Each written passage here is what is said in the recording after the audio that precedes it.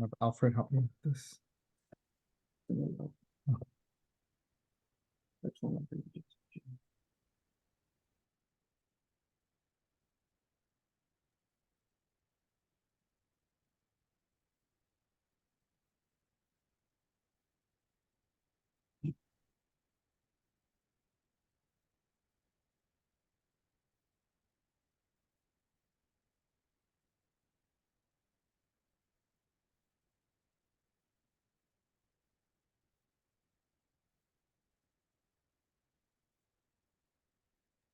All right, we're gonna get going, guys.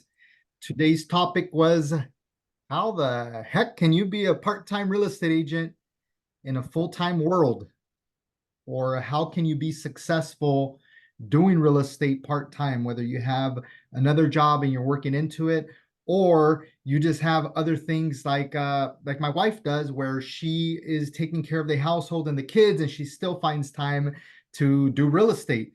I'm going to call her a part-time real estate agent technically, even though it's not necessarily part-time in my opinion, it's full-time. But I'm going to give you a little bit of insight on how that works and what you should be doing. So I'm going to jump right into it. I know there's a lot of real estate professionals that think that real estate can be a side thing or a part-time thing. And it technically can be. And I'm going to tell you how you can make it that way. But at the same time, I'm going to give you some key points that you need to be hitting every single day in order to make sure that you're successful in real estate, whether you're taking it as 150% full-time or a 50% part-time gig. I'm going to explain to you how those two things intertwine and what you should be doing on a daily basis in order to be successful with your real estate business. At the end of the day, you either quit your 9 to 5 or you want to quit your 9 to 5 to take control of your own time, right? A lot of us love real estate. We enjoy real estate because technically we're in control of our own time, or at least that's the theory that a lot of people put out there, that, oh, we're in control of our own time. We can work when we want. We can do all these different things. In reality, real estate is something you can control a little bit and segmentize or break up your day in a way that works with your schedule. I'm going to give you my wife's schedule, technically her schedule, because she not only runs a household, she also cooks, she also takes care of the kids, and she also has an ATM business. And number 5, she also has a real estate business that she works on every single day. But I'm going to give you a little bit of a breakdown of her day so that you can see possibly how that can help you break up your day. So her morning usually starts at about 6 in the morning. 6 in the morning means she is getting up, she is getting things ready. The good thing is my 2 older kids, they already get themselves up, they already brush their own teeth, they already do their own hair, they already get dressed in the morning. My youngest daughter, she needs a little more help, a little more push and all that good stuff. On my end, I help push the kids. Guys, get up, right? I had already worked for about an hour and a half in the morning by the time this is happening, but I'm pushing. Boys, you need to get up. Boys and girls, you need to get up. Hey guys, we need to do our routine. We need to get going. We need to have breakfast. You need to brush your teeth. You need to do those things. But she gets up, she gets ready, she's pushing the kids pretty much out the door, but then she drops off the kids. She drops them off at school. She first takes one group that goes to the same school, and then she takes my daughter that goes to a different school. Once she's done with that, she finishes up, comes back home, finishes doing her things in order to get ready. She does a little bit of cleaning, a little bit of organization in the morning. As she turns on the radio, she listens to music to meditate. In my opinion, is what I tell her. That's her meditation. In the morning, she has a little coffee, a little bit of breakfast, a little something, and then she heads out for the day. Her first line of work that she does is her ATM business. She checks her machines, makes sure there's money in there, does all these different things, checks her reports or whatnot, and then she heads to the bank usually to make sure she has cash in hand in order to fill some of these machines and do some of this stuff. She does that for another couple hours in the morning and makes sure that that's taken care of. And then come about noon, she starts getting ready to either look at some real estate stuff, call some clients, do some things like that, think about dinner at home, think about what's needed at home, groceries, Costco, all that good stuff. She starts implementing that into her daily routine. She takes care of whatever she needs to do. She goes to Smart and Final, she goes to Costco, she goes to Albertsons, the supermarket, whatever it may be. Once she's done with that, it's 2 o'clock. It's time to start picking kids up from school. Picks up my daughter. Once she picks up my daughter from school, she gets ready for the kids. Sometimes the boys need to get picked up from school, and sometimes they come home on the bus. But she has something ready for them after school, has a routine. She jumps right into her real estate practice for another couple of hours. And she starts doing some follow-ups. She starts setting appointments. She starts talking to agents. She starts looking at the MLS, starts doing all of that good stuff. Until the boys get home from school. They have some early dinner, late lunch, whatever you want to call it, have a snack or something. And then she waits home. She waits till I get home about 5 or 6 o'clock.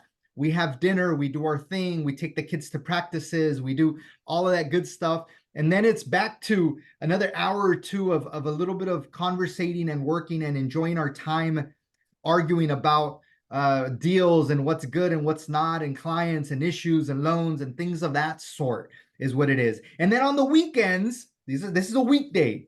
And then on the weekends, there's different things happening on the weekends.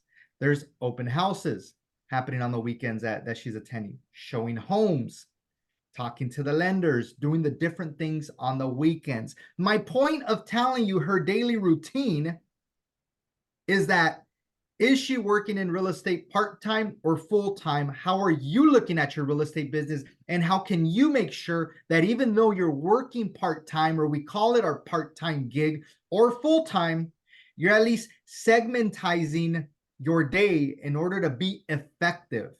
Part-time or full-time, in my opinion, is a figure of speech, is a falsity, whatever you want to look at it. You're in it to win it. That means that you're in it in order to work in your business every single day, organizing it, make sure you're closing transactions, whether it's buyers or sellers, and you're making money. Now, I just explained my wife's day, and one of the things that I wanted you guys to get out of it was that, is she working real estate part-time, or at the end of the day, at the end of the week, is she putting at least 40 hours into it? Because that's a full-time, right?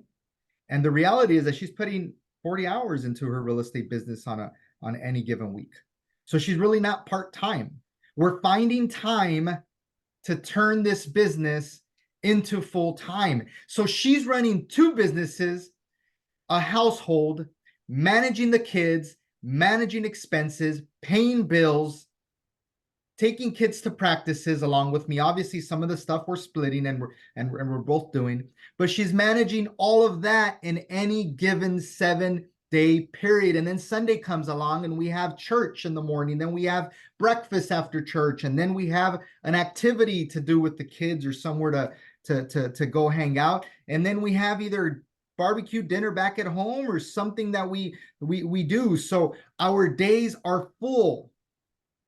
But if you find the time to put this business into your busy schedule, it will turn into from mentally a part-time into a full-time, and you will be able to organize your time and your day in order to be successful in your business. Because I'm here to tell you that even though today's topic was, how do you run a part-time business in real estate, or how do you manage to be a part-time business in real estate, there is no such thing as doing real estate part-time.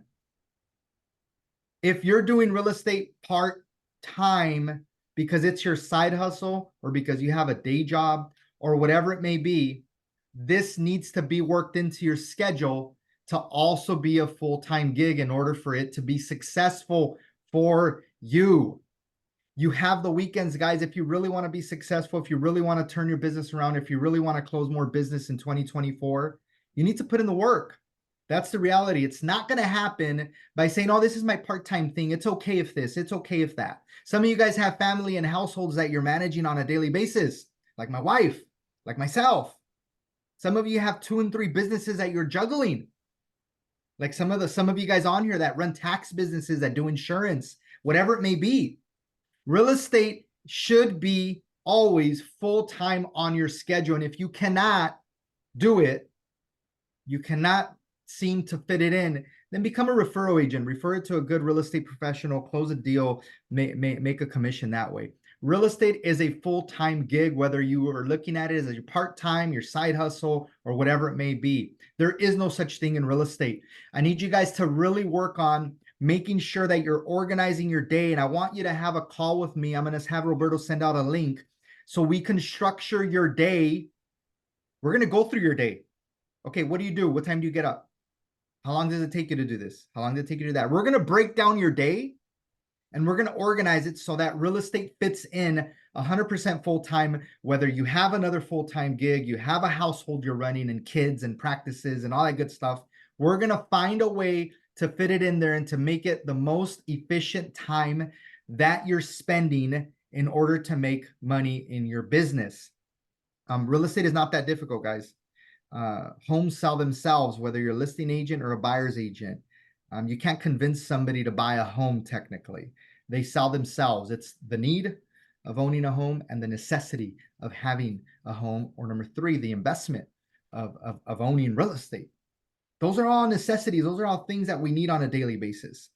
So I'm here to tell you that I need you to help me help you book a call so that we can structure your day in a way that's gonna work, and I can give you some really efficient tasks based on your day that you can be doing while you're doing your other things in order to make sure that you're doing what? Number one, always be closing. What does that mean? Always be marketing. Closing, marketing, putting yourself out there, letting people know what you do. The rest of it is going to be something that anybody can help you with. The rest of it's going to be something that is going to happen naturally. The other big part right now with real estate, and I'm telling you because of my own experience the last several months, is that you have to be a gangster of a closer, of a real estate professional, even with other agents. I have to sell myself to these agents because they sometimes have 5 and 10 offers, and make sure that they know that I'm the best person to get into escrow with, the best agent to have on the other side, because my deal's gonna close. You may not know me, you may not like me, but my deal's gonna close and you're gonna make money, Mr. Real Estate Agent. I'm the best option for you. Joe Schmo real estate agent down the street is not the best option because one, he doesn't have control over his client. Two, he can't seem to keep his client in line. Number three, his clients are going to get crazy and want all these different things throughout the process. And number four, any little hiccup and this deal is going to fall out of escrow because the agent has no control of the deal as a whole. So you have to be a gangster. And what is that? What I mean by be a gangster? You have to be aggressive, vicious, let them know that, hey, I'm the best agent to be in escrow with. Whether it's on the listing side, the buying side, I'm the best. I'm going to help you do what? I'm going to help you, Mr. Real Estate Agent, make money. I'm going to help you on the other side close a transaction. You need me, because if you work with somebody else, it's not going to happen. You need me. So you really, really have to get good at making sure that you're selling yourself to these other real estate agents, because the reality is that today's day and age, most listings are getting several different offers. And some could be better, worse, whatever it may be. But if you align and you get somewhere really, really close on terms with your client and they're qualified well with a good lender, then the only other thing that's going to tip it and get your offer accepted versus the other agent is you as a real estate professional and how good you are at selling yourself to the other agent. So that's going to be on another class that we're going to do, another webinar. We're going to go over how to be the best agent in town, not to your clients, but to other agents. How can you sell yourself to other agents so that your offer is accepted many more times than other agents in your area? How do you sell yourself as an agent to other agents? If there's any comments or questions or any issues you've been having, these Tuesdays are usually 10, 15, 20 minutes. I'm already close to 20 minutes here, but I want to give you guys a quick situation that I had on a closing. It was a buyer just closed a few days ago, and it was something that I learned. So this real estate professional ended up telling his clients to turn off all of the utilities, which is fine if the buyer's agent would have known that the utilities were off. so that I can have them turn them on. But the buyers didn't want to turn on the utilities until it closed. And the sellers wanted to turn it off because they were moving. So it just became a mess. Nobody got on the same page, including myself. I blame myself, but one of the big things is my client was calling and calling and calling the utility companies, trying to get the utilities turned on or whatever it may be, because we try not to deal with that too much in real estate. But it didn't happen. It didn't happen right away.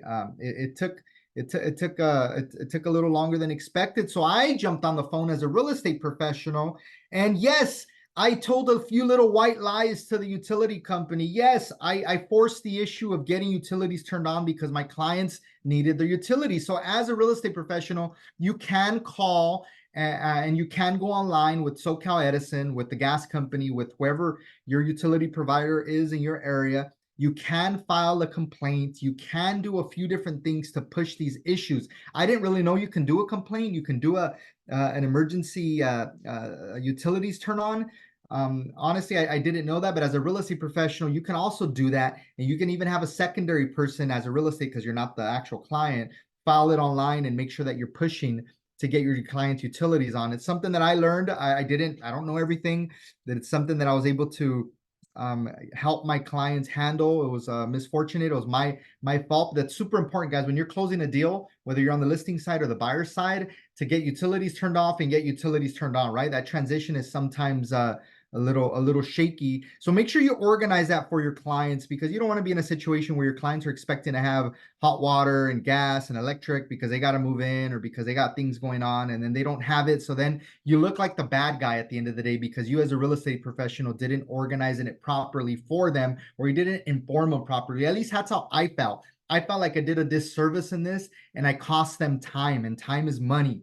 So I felt like it was my fault. I took the blame. I try to take action. What it is, don't let that happen to you guys. It's not a good feeling. You always want to provide the best service and best everything for them. In my defense, I did take them a small generator to have a little power. I did do a few things to try to. I did go outside and turn the main water thing for the city. So nobody's seen me. Turned it on. So they had water, but those are all things that you need to think about as a buyer or a seller's agent. When it is, if there's any questions, type them here. I'll be here for another minute. Anybody got any wins for this week? I got another 2 deals in escrow. Buyers, I don't care if it's a buyer or seller. I got 2 more deals in escrow. I got one that canceled. Not a good feeling. I'm going to tell you guys what Mike Ferry. Do you guys know who Mike Ferry is? Put a 1 in the chat. Let me see. All right, your mouse doesn't work, bro. Oh, there it is. Okay, never mind. Put a 1 in the chat if you guys know who Mike Ferry is. Mike Ferry. He's a real estate coach, guys. He's Mike Ferry. Anyways, I'll tell you guys. Mike Ferry, what I learned from him, because I only like certain things from Mike Ferry, because he's super aggressive on the phones, and I'm not a real aggressive guy. Alfred knows. Okay, a few of you guys know who Mike Ferry is. What I do like about Mike Ferry, and I'm gonna, hey, Diane, Roberto, let's send everybody the link to Mike Ferry's website where he has all the scripts. I don't know if you guys ever been on his website, but there's a bunch of free scripts, and they're really good, in my opinion. They're really good scripts. Let's send them.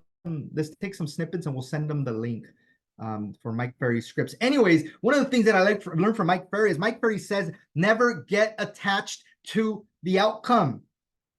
The hell does that mean? How did I take it? What did I learn? What did I understand from that? That means if a deal closes, cancels, or something happens where it doesn't go through, don't get attached to that outcome. What did I do? I kept hustling and working. 1 canceled, 2 opened. What if I would have been depressed because, oh man, on Monday this deal canceled, these buyers lost their job and their income is not there no more. It's not gonna happen. Now I can't go to Vegas. Right? I would have been disappointed, depressed.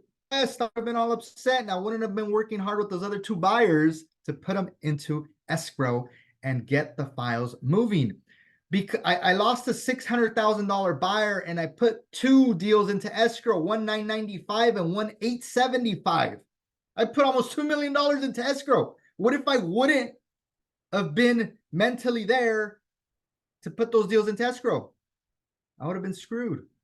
$50,000 in commissions down the drain because I was mentally disappointed with this transaction. I was mentally disappointed. So Mike Ferry says, never get attached to the outcome of anything. Never get attached. That's how I took it. I took it, if I get attached to the outcome of a deal that doesn't close and I dwell on it, then I'm doing myself a disservice, and I'm going to put myself behind the 8 ball, behind the ball, right? I'm not going to put the other deals into escrow. I'm not going to go after that listing appointment. All those different things. Super important for you guys to think about. All right, closers, if you guys have any concerns or issues of what's going on in your business today, Gabriel, how are you doing up there? How are those open houses? I know you were doing open houses. Let's get on the marketing. I'm calling out Gabriel because I see some of his social media stuff. I see him out there, and I want him to push harder. Let's keep you accountable, Gabriel. Everybody say, come on, Gabriel, kill it. Gabe. Let's get it done, Gabe. You have any wins for this week? I'm gonna put you on the spot. I'm gonna start putting you guys on the spot, guys. You have any little wins? Any new buyers or any possible listings? Anything you got from any of your open houses? Not this week, no.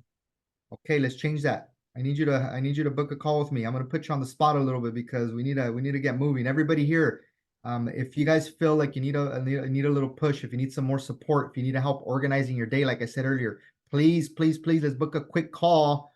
Diane's gonna put together a really good daily task, a chart that we're gonna fill out together and organize your day and give you some productive tasks that are gonna get you guys to close more transactions and do some stuff. All right, guys. Thank you guys so much. I appreciate you.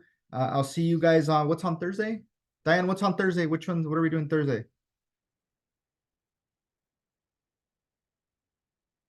Can you hear me? Yeah. On Thursday, we're gonna do some great ideas for creating videos. Okay, so video marketing ideas on Thursday, guys. Make sure you're here on Thursday. Not only we're going to give you the ideas, we're going to give you a list of questions that you're going to read and regurgitate. So maybe one of the questions could be, what's the number one question I get from buyers?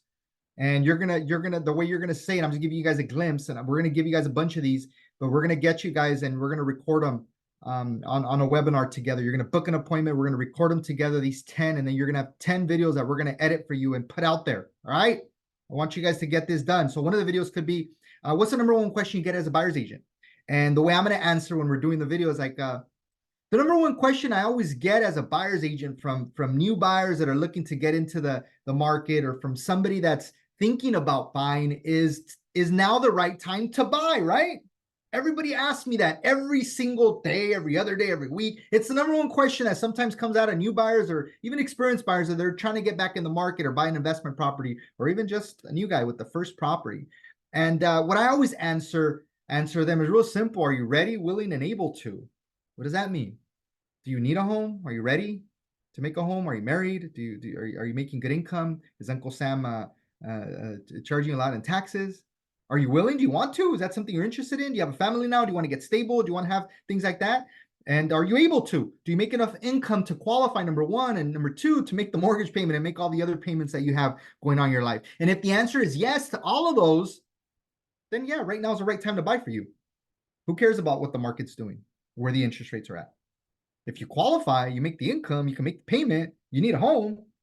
So is it the right time or not? And that's the way you might answer one of these questions that we're going to put out there. You're going to record it. We're going to edit it for you. We're going to put subtitles. We're going to make it look super cool for you.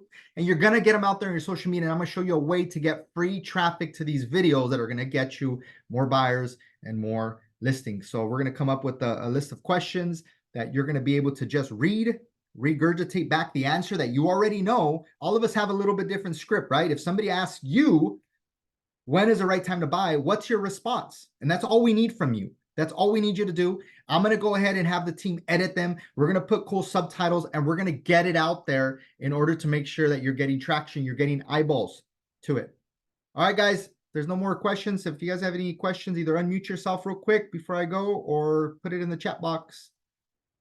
Stick around here for a minute while I look and see if my mother called me.